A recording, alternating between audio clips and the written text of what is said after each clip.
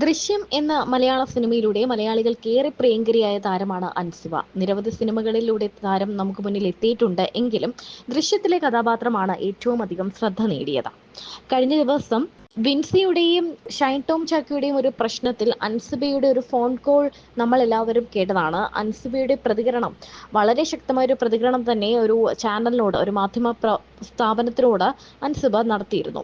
ഇപ്പോൾ തന്റെ വിശേഷങ്ങൾ അൻസിബ പങ്കുവച്ചൊരു വീഡിയോ ആണ് വൈറലായി മാറുന്നത്. അൻസിബ എന്താണ് ഇതുവരെയും വിവാഹം കഴിക്കാത്തത് എന്ന ചോദ്യത്തിന് ഉത്തരം കൂടിയാണ് ഈ വീഡിയോ. വരുന്നില്ല കേട്ടോ, അഞ്ചു അഞ്ചു എത്രയോ നാൾ കുറെ പേര് അഞ്ചു എന്ന് വിളിക്കാറുണ്ട്. പുറത്തേക്ക് പോകുമ്പോ അഞ്ചു ചേച്ചിയല്ലേ അഞ്ചു ചേച്ചിയല്ലേ എന്ന് ചോദിക്കും. എനിക്ക് അങ്ങനെ അഞ്ചു അഞ്ചു, ഞാൻ പഠിച്ച അൻസിബ ഹസൻ അങ്ങനെ പഠിച്ചു വെച്ചേക്കണായിരുന്നു. കാരണം എനിക്ക് അഞ്ചു അഞ്ചു, ശരിക്കും എന്റെ പേര് അൻസിബ എന്ന് മാത്രമേ ഉള്ളൂ കേട്ടോ. പിന്നെ നമ്മുടെ ഈ ഫേസ്ബുക്കിലൊക്കെ സെക്കൻഡ് നെയിമും കൂടെ ഇടണമല്ലോ. അപ്പോൾ എന്റെ സെക്കൻഡ് നെയിം ഞാൻ ഫാദറിന്റെ പേര് കേട്ടോ, അൻസിബ ഹസൻ. ഒഫീഷ്യലി അൻസിബ എന്ന് മാത്രമേ ഉള്ളൂ. അപ്പോൾ അങ്ങനെ കണ്ടപ്പോൾ എൻ്റെ പടം ഇറങ്ങി കഴിഞ്ഞപ്പോൾ എൻ്റെ ഫേസ്ബുക്ക് പേജ് നോക്കിയപ്പോൾ അൻസിബ ഹസൻ കിടക്കുന്നുണ്ട്. അങ്ങനെ പിന്നെ എല്ലാവരും അൻസിബ ഹസൻ. ഞാൻ വിക്കിപീഡിയ നോക്കിയപ്പോൾ അങ്ങനെയായിരുന്നു കണ്ടത്. അതെല്ലാത്തിലും അങ്ങനെ കിടക്കണേ. പിന്നെ ഫാദറിന്റെ പേരാണല്ലോ ഒബ്വിയസ്ലി നമ്മുടെ നാട്ടില് പേരിന്റെ കൂടെ വരുന്നത്. ഇനി കല്യാണം കഴിഞ്ഞിട്ട് മാറ്റാം. ഉടനെ ഉണ്ടാവോ? ഇല്ലില്ല, ചുമ്മാ പറഞ്ഞതാ. അല്ല, യൂഷ്വലി ഇവിടെ അങ്ങനെയുള്ള ആദ്യം അച്ഛന്റെ പേര്, അത് കഴിഞ്ഞ് കല്യാണം കഴിഞ്ഞാൽ പിന്നെ ഹസ്ബൻഡിന്റെ പേര്. അങ്ങനെയൊന്നുമില്ല. നമുക്ക് പേഴ്സണലി നമുക്കൊരു പേരുണ്ട്, ആ പേരിൽ അറിയപ്പെടാനായിരിക്കും എല്ലാവർക്കും ആഗ്രഹം. അപ്പൊ കല്യാണം കഴിഞ്ഞ പേര് മാറ്റില്ല? പേര് മാറ്റും, കൂടെ സർനെയിം ചേർക്കൂല? അങ്ങനെ അതൊന്നും അറിയില്ല. അത് അപ്പൊ ചിലപ്പോ ഇഷ്ടത്തിന്റെ ഒരു പീക്കിലൊക്കെ നിൽക്കുമ്പോ എന്നാ പിന്നെ പേര് മാറ്റിയേക്കാം ചിലപ്പോ തോന്നിയാൽ അത് പ്രെഡിക്റ്റ് ചെയ്യാൻ പറ്റില്ല. അങ്ങനെ റിലേഷൻഷിപ്പിലാണോ ഇപ്പൊ? ഇല്ലില്ല.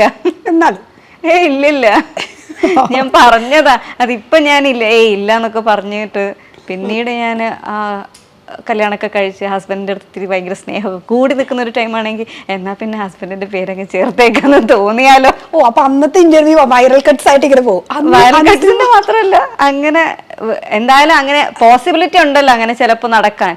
അപ്പൊ പിന്നെ ഞാൻ എന്തിനാ വെറുതെ ഇല്ല എന്നൊക്കെ ഞാൻ അത്ര കോൺഫിഡന്റ് ആയിട്ട് പറയാൻ എനിക്ക് പറ്റൂലല്ലോ, അതുകൊണ്ട് പറയാത്ത. അത് മാത്രല്ല, നമ്മൾ എന്തെങ്കിലും പറഞ്ഞു കഴിഞ്ഞാൽ പിന്നെ അത് ചെയ്തു കഴിഞ്ഞാൽ ഇവരത് എടുത്ത് കുത്തിപ്പൊക്കി ഇടുകയും ചെയ്യും. അന്ന് അൻസിബ അങ്ങനെ പറഞ്ഞായിരുന്നു, എന്നിട്ട് ഇപ്പൊ പേര് മാറ്റിയത് പറഞ്ഞു. പിന്നെ ഒന്നും ചെയ്യാൻ പറ്റൂല. നമുക്ക് ഇതേമാതിരി നമുക്ക് പലതും നമുക്ക് കീപ്പ് ചെയ്യാൻ പറ്റില്ല. മാക്സിമം കീപ്പ് ചെയ്യാൻ പറ്റുന്ന കാര്യങ്ങൾ പറയാ, അല്ലാത്തത് പറയാതിരിക്കാൻ ഞാൻ ശ്രമിക്കാറുണ്ട്. അങ്ങനെ ഇപ്പൊ പറഞ്ഞില്ലേ കുറച്ച് ഹൈപ്പർ ആവത്തില്ല എന്ന് പറഞ്ഞില്ലേ, ഇൻട്രോവേർട്ട് ആണോ? ഞാൻ ഇൻസ്റ്റാഗ്രാം നോക്കിയപ്പോ ഹാപ്പി ടു ഇൻട്രോവേർട്ട് എന്ന് പറഞ്ഞിട്ട് കണ്ടായിരുന്നു. അതിനകത്ത് ഹാപ്പിലി ബീയിങ് ഇൻട്രോവേർട്ട്. അതെ. അതെന്താന്ന് വെച്ചാൽ ഞാൻ അധിക പേരെയും കണ്ടിട്ടുള്ളത് എപ്പോഴും ഗ്യാങ് ആയിട്ട് നടക്കുന്നവരാണ്. അപ്പോൾ എന്താ പറയുക, അവരെല്ലാം ഗ്യാങ്. ഇപ്പം ഞാൻ സ്കൂളിൽ പഠിക്കുന്ന സമയത്തും എല്ലാവരും എൻ്റെ ഫ്രണ്ട്സാണ്. എൻ്റെ ക്ലാസ്മേറ്റ്സ് ആണെങ്കിലും വേറെ ക്ലാസ്സിലുള്ളവരാണെങ്കിലും അങ്ങനെ കുറേ പേര് എല്ലാവരും ഫ്രണ്ട്സാണ്. പക്ഷെ എനിക്ക് അങ്ങനെ ഒരു ബെസ്റ്റ് ഫ്രണ്ട് എന്ന് പറയാനായിട്ട് എനിക്ക് പണ്ടും ഇല്ല, ഇപ്പോഴും ഇല്ല. ഞാനെല്ലാം പറയുന്നത് എൻ്റെ ഉമ്മയുടെ അടുത്ത് പറയും, എൻ്റെ അനിയത്തിയുടെ അടുത്ത് പറയും. അങ്ങനെ അവരാണ് ശരിക്കും ഭയങ്കര ക്ലോസ്. അവരുടെ അടുത്ത് ഞാൻ എല്ലാം പറയും.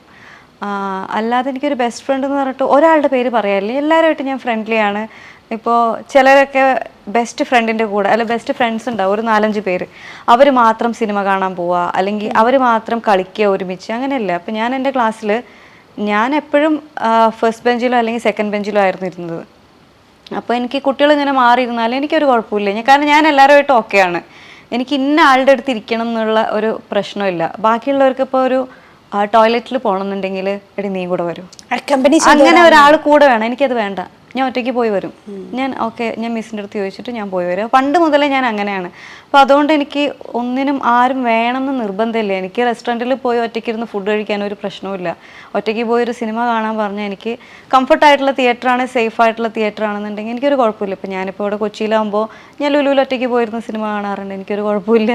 അപ്പോൾ നമുക്ക് സേഫ് ആയിട്ടുള്ള സ്ഥലങ്ങളിലൊക്കെ ഒറ്റയ്ക്ക് ട്രാവൽ ചെയ്ത് വരുന്നതിന് ഒരു കുഴപ്പമില്ല. പക്ഷേ നമ്മൾ ഇൻട്രോവേർട്ട് അല്ലാത്ത ആൾക്കാർക്ക് എപ്പോഴും ആരെങ്കിലും വേണം എവിടെയെങ്കിലുമൊക്കെ പോകാൻ. അപ്പം ഞാൻ എപ്പോഴും പേഴ്സണലി എനിക്ക് തോന്നിയിട്ടുള്ളത് ഇൻട്രോവേർട്ട് ആയിട്ടുള്ള ആൾക്കാർ കുറച്ചുകൂടെ സ്ട്രോങ് ആണെന്ന് തോന്നിയിട്ടുണ്ട്. ഒറ്റയ്ക്കെല്ലാം ചെയ്യാം. കാരണം ഒറ്റയ്ക്കെല്ലാം ചെയ്യാൻ അവർ ഏബിളാണ്. ആരും ഒരാളുണ്ടെങ്കിലേ അത് ചെയ്യുള്ളൂ എന്നുള്ള സാധനം ഇല്ല.